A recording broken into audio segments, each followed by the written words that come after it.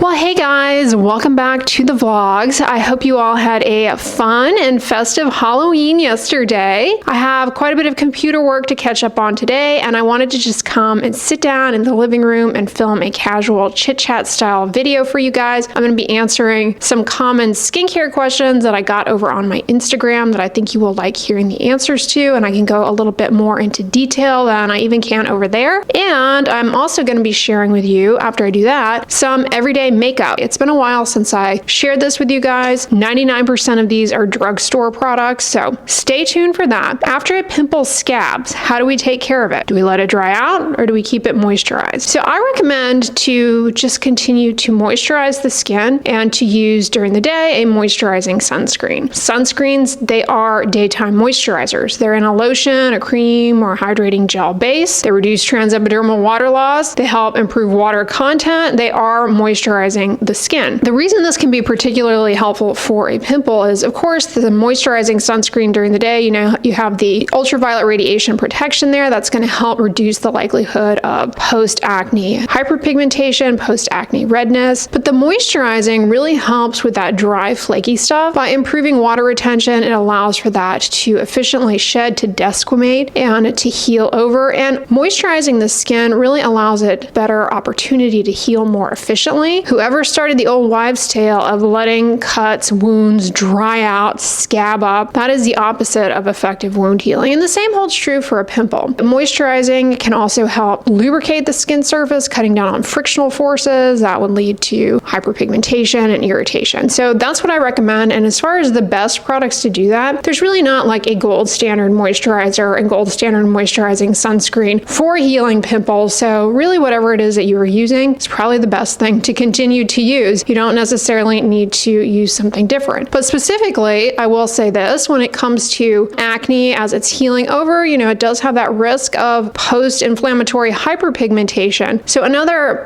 beneficial thing in your sunscreen is to look for sunscreens that are tinted. The iron oxides in tinted sunscreens, in theory, depending on the overall formulation, protect against HEV from the sun, wavelengths of visible light that can play a major role in hyperpigmentation, especially for deeper skin tones. So that would be another thing to consider. Is adapalene still worth it over tretinoin? Okay, so adapalene is excellent as an over-the-counter FDA-approved topical retinoid for the treatment of acne. It tends to be less irritating than tretinoin. Some people just get better results from tretinoin, and therefore it works better for them, for their acne or for whatever other concern they are using a topical retinoid to address. A lot of people get excellent, perfect results with adapalene, and there's no reason to switch to tretinoin, but some people do better with tretinoin. Adapalene, like any topical retinoid, can also be very helpful for hyperpigmentation, anti-aging concerns. It's been shown to improve collagen, just like tretinoin, and it's been shown to improve the appearance of sunspots and age spots. And it can even be, like I mentioned in last weekend's vlog, helpful for people with rosacea, provided they tolerate it, as far as reducing papules and pustules. They say sunscreen should be reapplied every 2 hours, but how am I supposed to reapply when I don't want to ruin my makeup? This is $1 million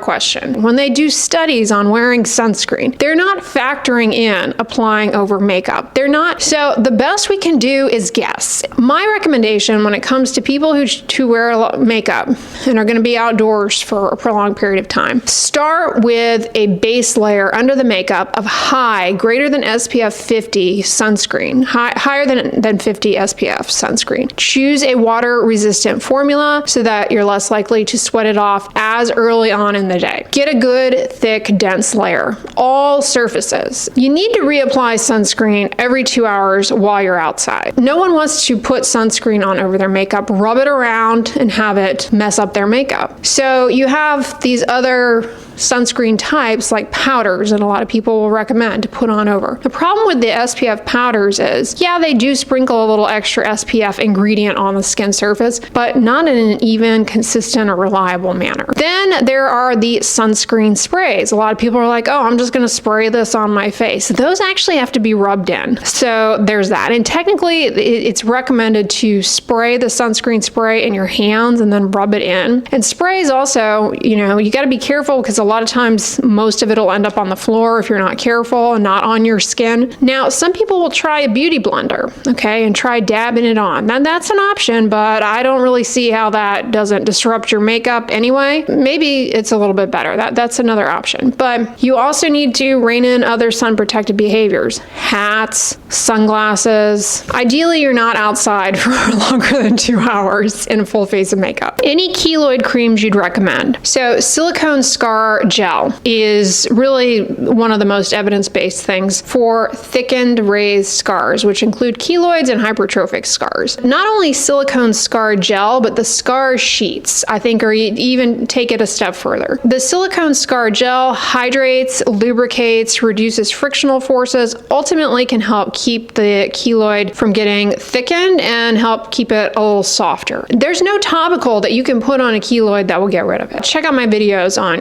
keloids and raised scars. I go over the different procedures. I mean, it's like we need to have a plan of attack. It depends on the size, the location, all sorts of factors, okay? There's not a cookie cutter approach for keloids at all. But silicone scar gels are probably your best bet as far as what can I put on this that ultimately will help improve its appearance. That coupled with aggressive sun protection, because sun, it does not do healing and wounds and scars any favors. Now, I mentioned the silicone scar sheets. The reason I like those is that they offer a little bit of compression, which can be particularly helpful for reducing the impetus for keloids to get thicker. And the other benefit of using either the silicone scar gels or the scar sheets, a lot of people struggle with tremendous itch and discomfort with their keloid, and silicone can help to a certain extent alleviate some of that discomfort. Let's get into what's in my little makeup bag here. Isn't this cute? This company Sixton, Sixton, London. Anyway, let me walk you through what I've been doing. And I am no makeup artist here. I am horrible with makeup, so take this with a grain of salt, but I'm going to be talking about the performance of some of these things. First of all is NYX the Brow Glue Crazy Lift. I like the applicator, helps to shape the brows and adhere them in place so that they stay put. And the product itself has very good longevity. The applicator is almost like a brush. My biggest gripe with this, though, is that it's easy to squeeze out too much because the holes on the applicator are kind of spaced almost like a little paw. And so as you're squeezing, you get more out of like the bottommost hole. It ends up being too much product, is what I'm saying. And if you use too much of this, oh my gosh. It's like, whoa, what in the seborrheic dermatitis is going on up there? If you use too much of this, it is miserable because it just looks disgusting. A little bit goes a long way. Also, if you use too much, I find that it feels itchy up there. So I don't know if it's trapping the Demodex in there and gluing them in place and they're like, I can't breathe in here. Then going in with the concealer, I've been really happy with this Revlon Photo Ready concealer. I've been using the shade Fair, and this is a nice creamy formula, easy to glide on under the eyes. It's creamy and it just nicely conceals, but the technique I use, okay, so take it with a grain of salt, is I put it under the eyes and then I take the Lumi Glotion and I just put a couple lines of this on my upper cheeks. And this Lumi Glotion, right now I'm using the shade Fair, a little shimmeriness to it, a little glow that it's going to give the skin, but it's not glittery, okay? I can't stand glittery, bronzy stuff. No, okay? I'm not trying to look like Malibu Barbie here, but this really offers a nice little glow. Very modest cosmetic camouflage of things, but the way I like using it is I just put it on and then it's nice and creamy, and so it really helps to blend the concealer to my cheek area, upper cheek area, and then around. And it's not like a powder where it gets all dry and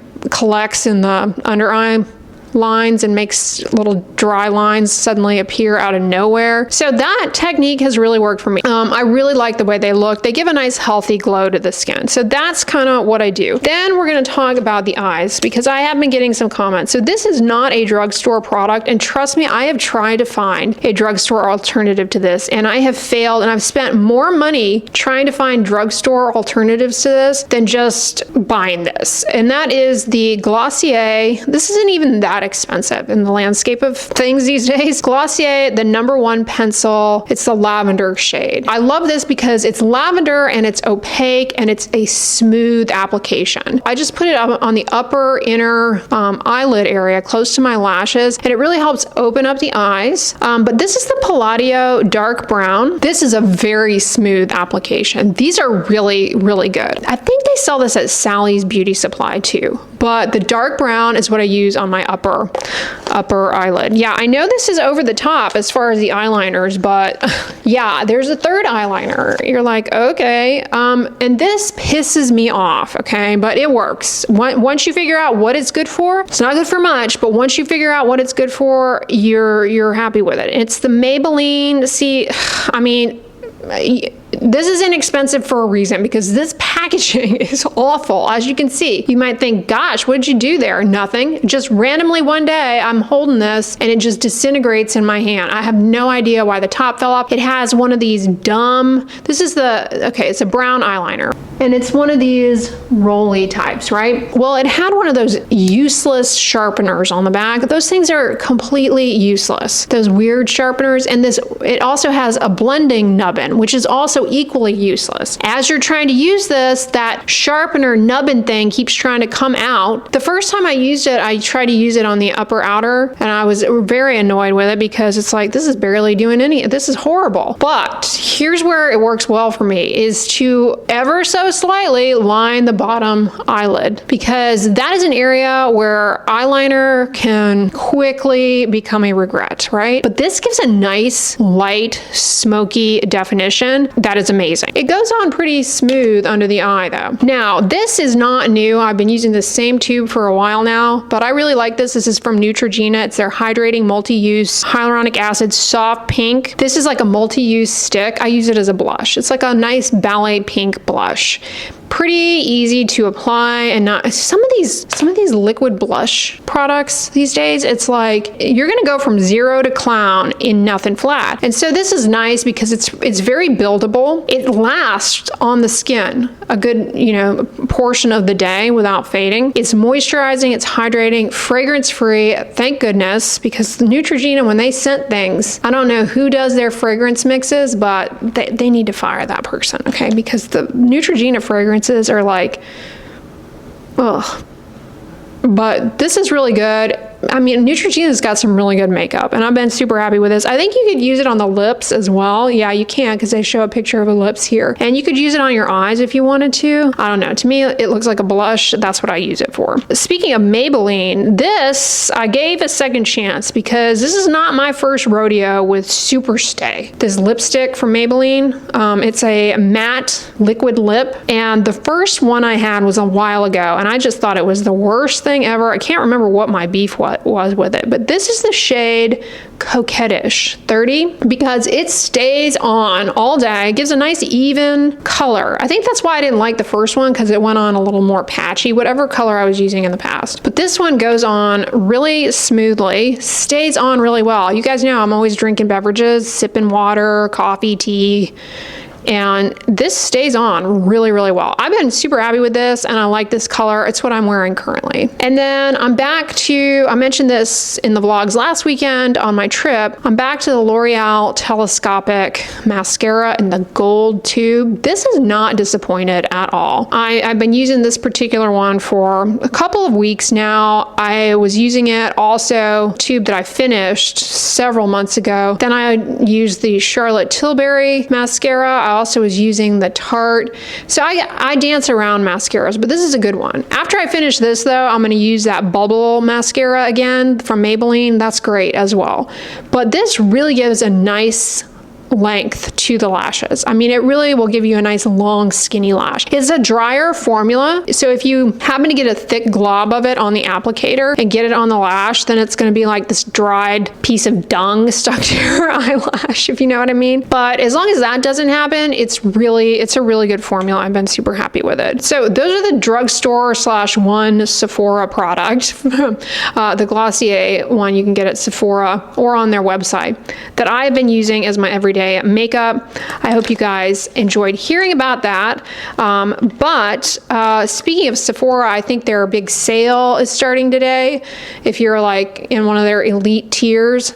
So I have some recommendations that I've been sharing over on Instagram, but I'll put the post down below in the comments if you are interested in that. But anyway, so tomorrow for the vlog, I'm going to answer some more skincare questions. And then you guys, I forgot to film the Fast 5. So I'm going to do that now, and it's going to go up tomorrow. After, you know, it's going to be questions, and then I'm going to do the Fast 5 all in the same video tomorrow. So come back tomorrow for that video. But if you guys enjoyed this one, give it a thumbs up, share it with your friends, and as always, don't forget, sunscreen and subscribe. I'll talk to you guys tomorrow. Bye.